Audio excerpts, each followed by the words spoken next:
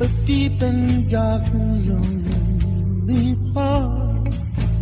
Once good and waits for after dark, after dark, after dark, after dark.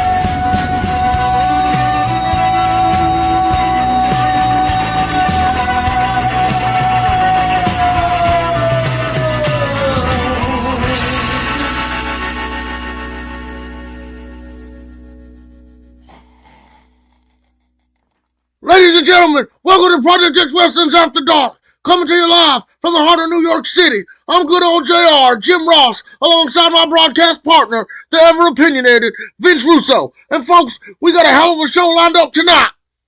Bro, let's be honest, these people don't deserve a show like this, but here we are, serving it up in the best damn VIP spot in the city. You want to talk about a huge night, bro? We got a match that's going to blow the roof off this place. And let's be real, bro. Ted DiBiase is about to prove why money still talks, even after getting screwed over by the FWA board. Oh, give me a break. That man deserved every bit of what he got. He spent years running roughshod over this company, and now he's got to lace up the boots full time. And folks, he's got a tough task ahead of him tonight, because he's stepping into the ring with none other than Sexton Hardcastle. Oh yeah, bro. Tough task? Please, he's some punk kid with Stephanie McMahon whispering sweet nothings in his ear. And let me tell you, bro, I've seen guys like him before. Think they're going to come in here and take down a guy like DiBiase? Not happening. And let's not forget, bro, the biggest shock of them all. Ted's got himself a new business partner. And that's what everyone's talking. Who in their right mind would sign up to be Ted DiBiase's right-hand man after everything he's done? We're about to find out, folks. Because we're kicking things off with that match. And it's time to head to the ring for the introductions. The following contest is scheduled for one fall. Introducing first, being accompanied to the ring by Stephanie McMahon from Toronto, Ontario, Canada. Weighing in at 225 pounds, Sexton Hardcastle. The crowd erupts as Sexton Hardcastle steps through the curtain. Stephanie McMahon by his side. Hardcastle slaps hands with fans and he makes his way down the ramp, looking fired up. Stephanie claps in support, whispering last-minute advice to him before he slides into the ring and throws up his arms, basking in the cheers. And his opponent. A chorus of boos rains down as the $1 Million Man himself walks out, smug as ever. But the moment that has jaws dropping, walking right beside him in a crisp suit, arms folded across his chest, Virgil. Accompanied to the ring by his new manager and bodyguard, Virgil, making his seasonal residence in Palm Beach, Florida. Weighing in at 260 pounds, the $1 Million Man, Ted DiBiase. DiBiase grins, holding his hands up, soaking in the reaction as Virgil steps forward, arms crossed, an intimidating presence at his side. The VIP room is buzzing with shock as DiBiase and Virgil march to the ring. DiBiase throwing dollar bills and snaring fans along the way. Once inside the ring, he leans against the ropes, laughing as Virgil stands ringside, arms still folded. Oh my God, I can't believe what I'm seeing! Virgil's managing Ted DiBiase after all the hell DiBiase put him through. This is sick! Bro, what's so hard to believe? Money talks, bro. Always has, always will. And let me tell you something, Jimbo. Virgil just made the best business decision of his life. The man was floundering, bro. Now he's back with the guy who made him. Made him? DiBiase treated him like garbage. This is like selling your soul to the devil. DiBiase mockingly holds out a wad of cash towards Stephanie, laughing as she glares at him. The referee calls for the bell, and the match begins. The match is a hard-fought contest with Sexton Hardcastle bringing a fast-paced, high-flying offense, while DiBiase wrestles a more methodical ground-based game, targeting Hardcastle's back. Stephanie rallies the crowd behind Sexton as he fights through, landing a flurry of offense, including a diving crossbody and a pitch-perfect dropkick. But DiBiase, ever the veteran, keeps things close, using every trick in the book to slow the younger competitor down. The turning point comes late in the match. Hardcastle goes for an Impaler DDT, but DiBiase shoves him off, sending him chest first into the turnbuckle. As the referee checks on him, Virgil suddenly jumps onto the apron. The crowd boos as Virgil reaches into his coat pocket and pulls out a roll of quarters. With a lightning-quick motion, he slides them into DiBiase's hand. As Hardcastle turns around, bam, a loaded punch right to the jaw. The quarters go flying as Hardcastle collapses to the mat unconscious. The ref turns around just as DiBiase drops for the cover. 1, 2, 3. Here is your winner, the $1 Million Man, Ted DiBiase! Are you kidding me? That was blatant. That was a damn robbery. Virgil handed DiBiase a roll of quarters, and he just knocked Sexton Hardcastle out cold. This is disgusting. Bro, I don't know what you're talking about. That was just good old-fashioned technical wrestling, bro. DiBiase outsmarted the kid. He used strategy, bro. That's what veterans do. That wasn't strategy. That was cheating, and you know it. Hardcastle had this match won until Virgil pulled that nonsense. I can't believe what we just witnessed. Believe it, bro. Money wins again.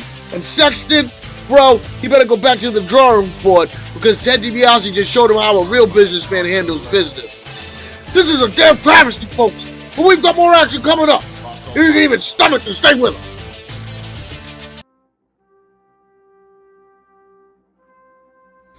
Out steps the Nature Boy, Ric Flair, dressed in a custom-tailored Armani suit, his Rolex flashing under the lights. Beside him, grinning like the cat who ate the canary, is Bobby the Brain Heenan, his signature smirk practically radiating smug satisfaction. Behind them, standing with arms crossed, are Barry Windham, Arn Anderson, and Paul Orndorff, the Four Horsemen, reformed under Heenan's rule. Ladies and gentlemen, please welcome the Nature Boy, Ric Flair! The crowd lets out another wave of jeers, but Flair just laughs, patting his golden locks before stepping into the ring. Heenan follows, motioning for the crowd to quiet down, only for them to boo loud. Flair soaks it in, running a hand through his hair before grabbing the mic.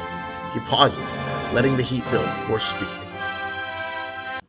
Woo! New York City! The Nature Boy is back, and business is about to pick up. Last week, you all witnessed history.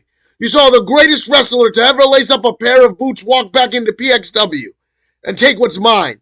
You saw Ric Flair step back into this house and do what I do better than anybody else. Be the man. And if you're sitting at home asking yourself why, well, the answer is simple. Because if you want to be the man, you got to beat the man. And Lex Luger, my friend, you just weren't the man. I was sitting on the sidelines for far too long. Now, don't get me wrong. Sitting in the owner's box was styling, but I got the itch. Oh, come on. Ric Flair shot at a bottle over Lex Luger's head. He stole the Horseman right out from under him. There's nothing noble about that, and these fans know it. Bro, stop being such a crybaby. Lex Luger? Really? The dude had the Horseman running like some country club book club, bro. Flair did what he had to do. And now we got the real Horseman back in business, bro. Lex, you were dead weight. Dead weight that needed to be cut loose for the good of the brand. You see, the Horsemen have always been about excellence, about being the elite in this business. And somewhere along the way, Lex, you thought that was you. But it's not. You're not. You're just not elite, pal.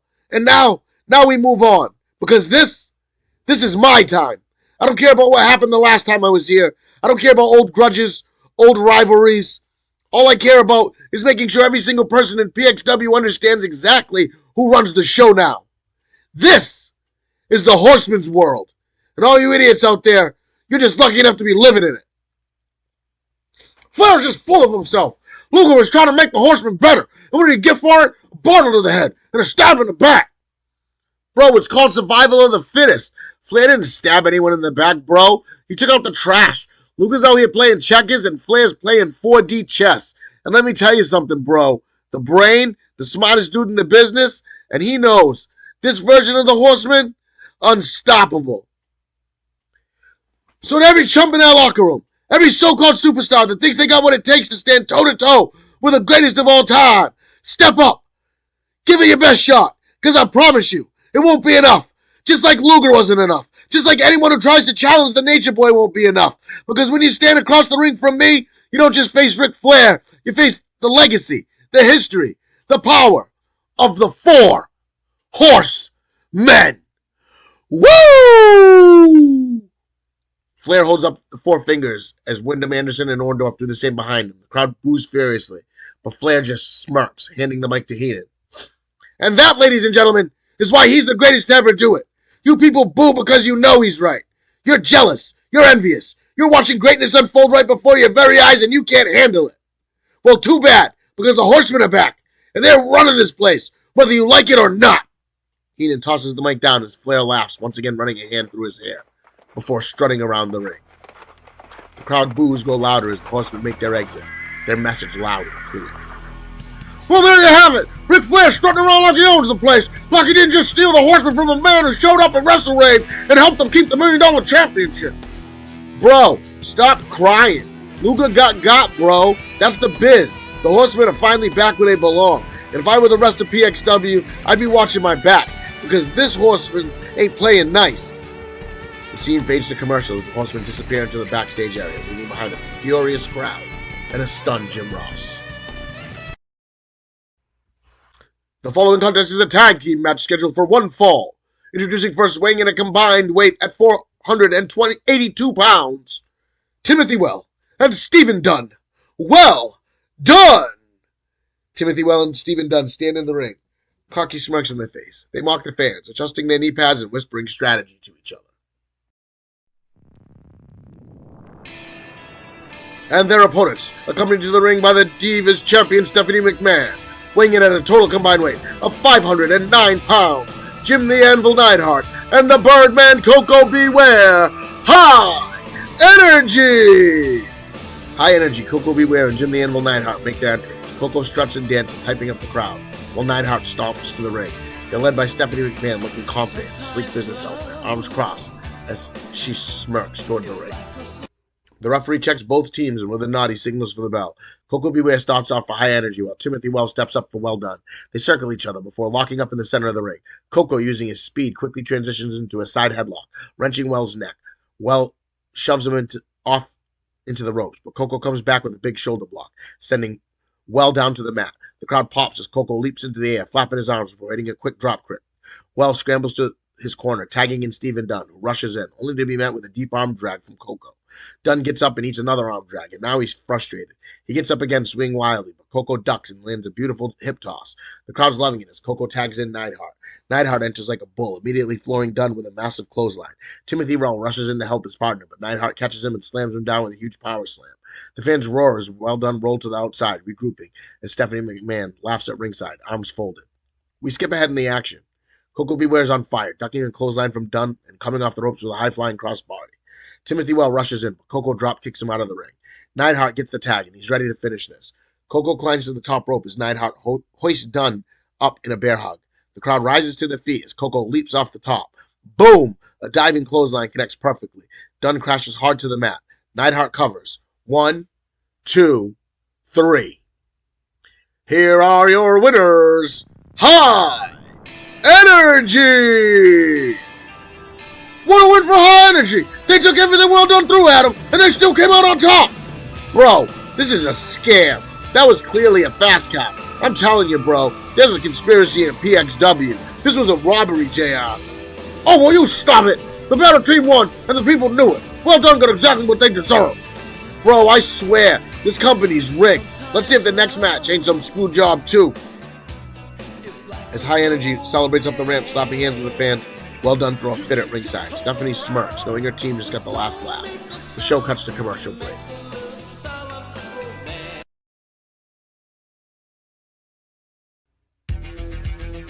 Jake the Snake Roberts steps into the spotlight, the shadow of the coiled python bag hanging over his shoulder.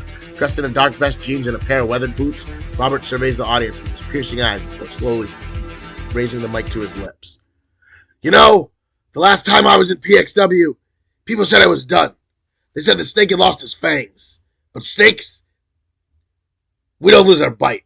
We just learn to strike when it matters most. And tonight I got myself a guest, a man who's been taking a beating at the hands of the so-called horsemen. A man who's still standing, swinging his 2x4 like it means something.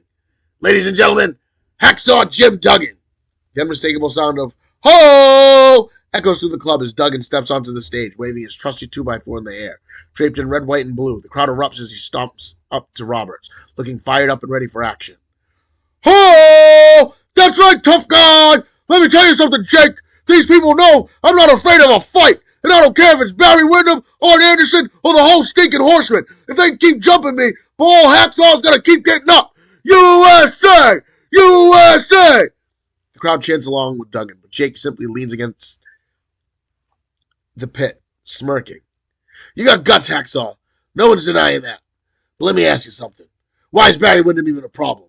Why do you keep getting jumped? You say you're standing alone, but aren't you supposed to have friends? And speaking of friends, why are you looking at the man who put you in this mess to begin with? Why don't you hold Dustin Rhodes accountable? The crowd murmurs as Duggan looks confused. Suddenly from the side of the stage, Dustin Rhodes walks in, dressed in his leather vest and jeans, eyes locked on Duggan. Jake instinctively steps between them, his hand suddenly raised as if to keep things from escalating. Whoa now, Dustin. I know that look. You don't want to do this here. Ain't the time, ain't the place. Relax, Jake. I ain't here to start nothing. Hacksaw, listen. I've been watching. I know what you've been going through, and I know I'm a part of this mess. I didn't come out here to fight you. I came to apologize. The truth is, Jim, I shouldn't have been there. When Barry asked me to help him pick you apart, I should have been the first one to step against him. And then he did the same thing to me with Arn. That's on me, and I ain't about to let it keep going on. He extends his hand. So I'm standing here, asking if you'll fight him with me. The crowd erupts as Duggan looks at Dustin's hand, the intensity thick in the air. He rubs his chin, then suddenly breaks into a grin and shakes Dustin's hand hard. Now that's what I want to hear, tough guy! We'll take him down together! Ho! The crowd roars, but Dustin holds up a hand. Oh, and one more thing. I already talked to J.J. Dillon. Next week, it'll be me and you against Barry Windham and Arn Anderson. The crowd pops as Duggan nods in approval, slapping Dustin on the shoulder. Jake, smirking, steps forward, looking at both men. Well now, ain't that something? You two just signed your names on a death warrant. Let's see if you walk out next week in one piece. The lights dim as the snake pit fades out, leaving the crowd buzzing in anticipation for next week's showdown. Well, by God, Vince! Would you look at that? Dustin Rhodes making things right with Hacksaw Jim Duggan, and now they got a fight set for next week. Bro. Are you kidding me, JR? Are you actually falling for this? Listen, bro, this is all an act. Dustin knows he's got no chance in hell against the Horsemen. So what does he do? He finds himself a big dumb lumberjack with a piece of wood and tries to use him as a shield. Classic coward move, bro. Oh, give me a break. Dustin Rhodes is a stand-up guy, and Hacksaw ain't the type to back down from anybody. Oh, yeah, JR? Well, let me tell you something, bro. Next week, Barry Windham and Arn Anderson are going to prove why they're the greatest to ever do it. And Hacksaw's going to end up on his back, bro. Believe me. Well, we're going to find out next week, folks. And I can't wait to see Duggan and Rhodes laying beating on those no-good horsemen. Stay tuned for more PXW After Dark. Ladies and gentlemen, the following contest is scheduled for one fall. If Hulk Hogan wins, he will face Yokozuna at No Holds Barred for a PXW World Heavyweight Championship match. Introducing first, accompanied to the ring by Sonny Ono and Kamona Wanalea, representing the Dragon Clan Dojo, weighing in at 229 pounds, from Japan, Hakushi! The lights dim as an eerie traditional Japanese theme begins to play. White mist engulfs the entrance as Sonny Ono steps through first, a smug grin on his face, camera in hand.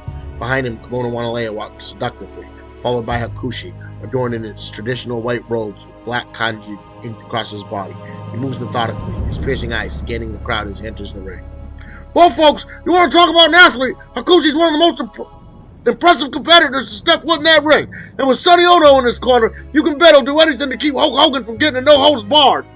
Bro, let's get real here, okay? Hulk Hogan ain't got a shot. Hakushi's a straight up samurai assassin, bro. And he got Sonny Ono, a genius in that corner. Forget about it. Hakushi's about to send Hogan back to the bingo halls, bro.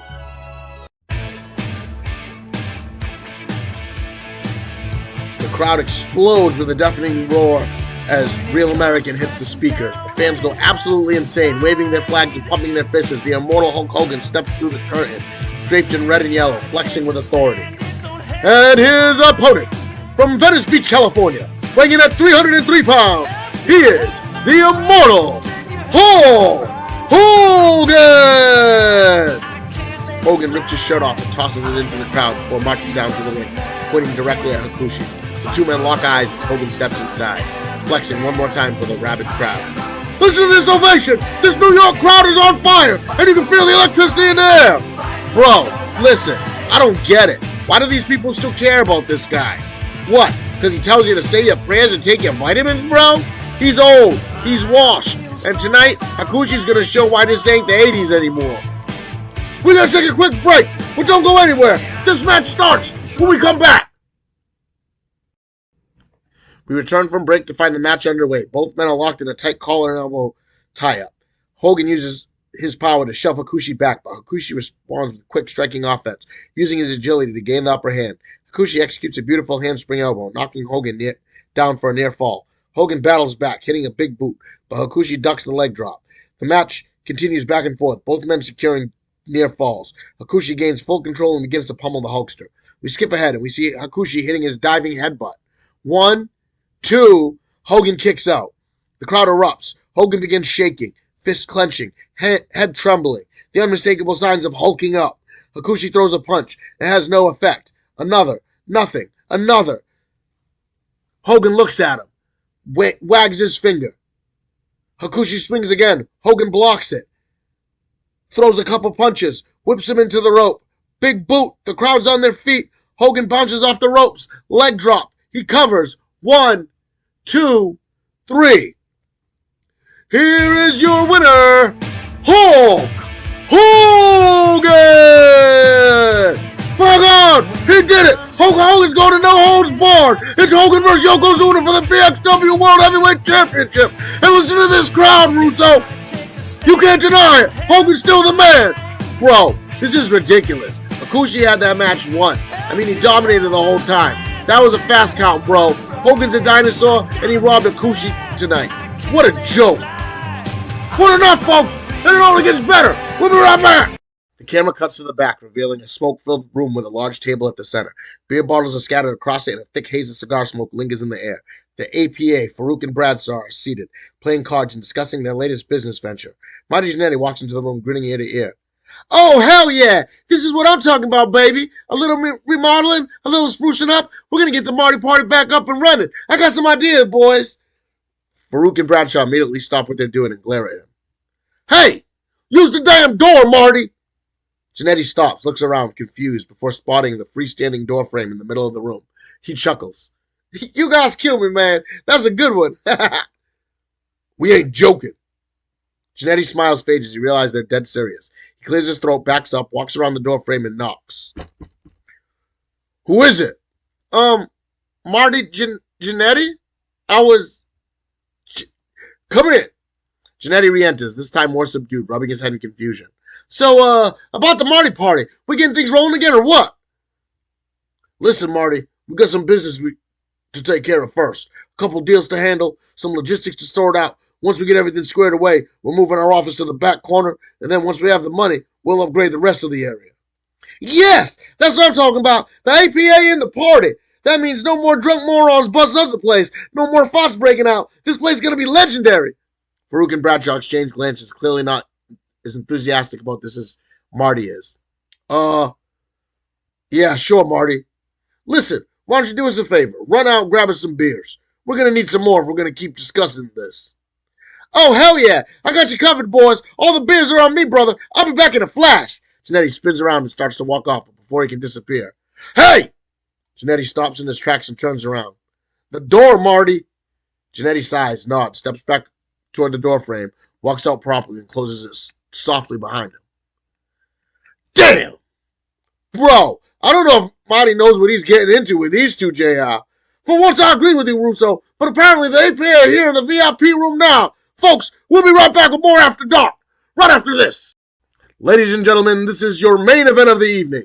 It is a triple threat match to determine the number one contender for the $1 Million Championship at No Holds Barred.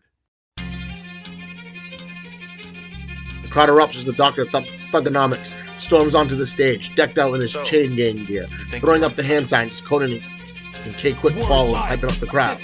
Introducing first, from West Newbury, Massachusetts, weighing in at 251 pounds, the Doctor of Thugonomics, John Cena!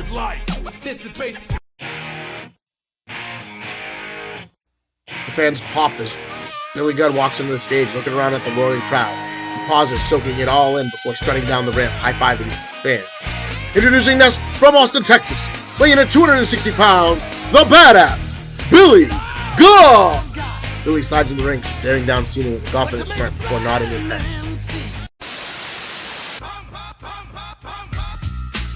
Captain Lou marches onto the stage, pointing to the ring as Silk follows, flanked by Jamal and Rosie. And their opponent from the Isle of Samoa, weighing in at 285 pounds, accompanied by Captain Lou Albano, Sammy Silk. Folks, we're gonna take one final commercial break, but don't go anywhere. This triple threat match starts when we return.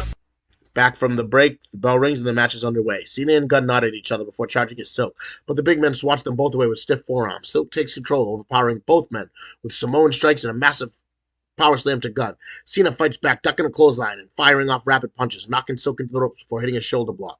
Gunn follows up with a drop kick, sending Silk tumbling to the outside. Cena and Gunn circle each other before locking up. Gunn takes control with a side headlock, but Cena shoves him off, leapfrogs and nails a spinning back suplex. He throws up the word life sign, but Silk yanks him out of the ring, slamming him into the guardrail. Gunn takes advantage, hitting a suicide dive. The crowd roars as the three men battle outside the ring. We skip ahead in the action. Back inside, Cena and Gunn trade near falls with Gunn, nearly getting the win up off a Famouser. But Silk rushes back, planting Gunn with a Samoan drop. He covers. 1, 2, kick out. The action intensifies with all three men countering each other's finishes. Gunn goes for another Famouser, but Cena ducks, lifting him for the FU. Just then, Jamal and Rosie storm the ring, but Conan and K-Quick rush down the ramp, brawling with them. Chaos erupts at ringside, with bodies flying everywhere. As the ref tries to regain order, Captain Lou tosses his cigar into Cena's face. Silk seizes the moment. Super kick to Cena. He covers. 1, 2. Gunn pulls Silk off. Gunn rolls Silk up. 1, 2, 3. Here is your winner, Billy Gunn! Rock on! Badass Billy Gunn did it! Gunn just punched his ticket to no holds barred! Bro, are you kidding me? That was a screw job, bro. Sammy Silk had this match won. That was a fast count. Gunn stole this. This is ridiculous. Are you blind, Russo? Albano and his boys tried to steal it first and it backfired. Gunn earned this victory fair and square. Oh yeah, bro? You call rolling a guy up after he gets cheap shot at earning it? Come on, bro. Open your eyes. Sammy Silk was wrong. Gunn climbs the turnbuckle, pointing at the crowd fired up. Cena shakes his head clap before heading up the ramp. Albano yells at the ref, Silk seething in the ring. Well, like it or not, Billy Gunn's your #1 contender, and he's got a date with Destiny and no holds barred. Folks, join us next week when Dustin Rhodes and Hacksaw Jim Duggan take on Barry Windham and Arn Anderson in tag team action in our main event. Until next time, from Vince Russo, I'm Jim Ross. Good night, everybody.